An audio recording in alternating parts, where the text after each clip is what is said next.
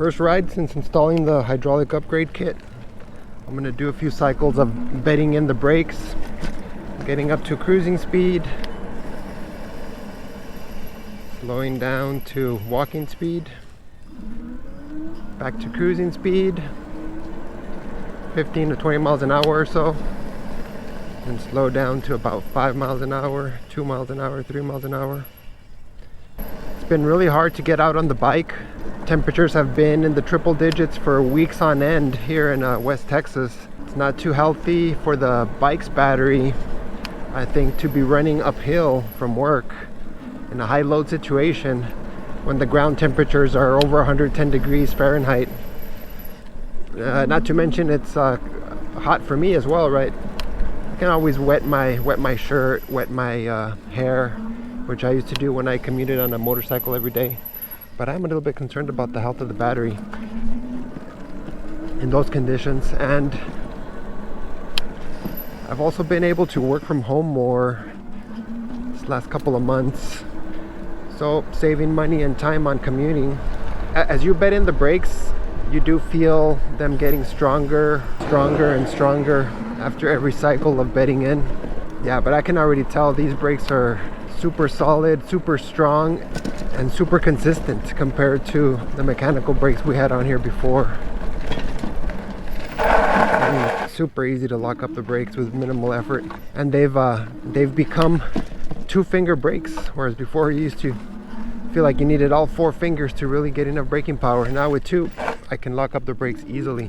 Uh-oh, is this gonna be closed? No, it's open.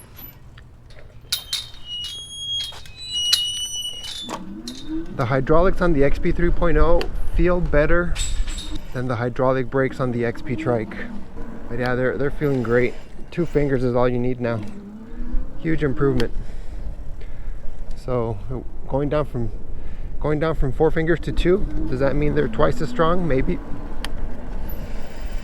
need half the force to get the same braking power.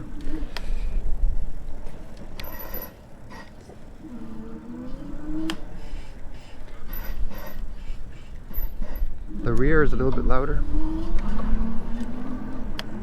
Yeah, so this was a super awesome upgrade from Lectric. But one thing that could potentially reduce braking power is the fact that the front wheel is so much narrower, which makes your tire profile sharper, and you have a little bit less of a footprint on the ground. And you can tell how much narrower this tire looks compared to the rear, even though they're the same tire. But it's really just these sides that are bulging out. But yeah, the profile gets a little bit flatter. Anyhow, the brakes feel great. I'll continue to report on how they do over time, but for now, super happy with the way they perform. The installation went fairly smoothly. Good on Lectric for making this available to even previous owners. If you like this type of content, make sure to hit that like button and subscribe so you can be notified of future videos that'll help you out as an Lectric owner and generally as an e-bike owner.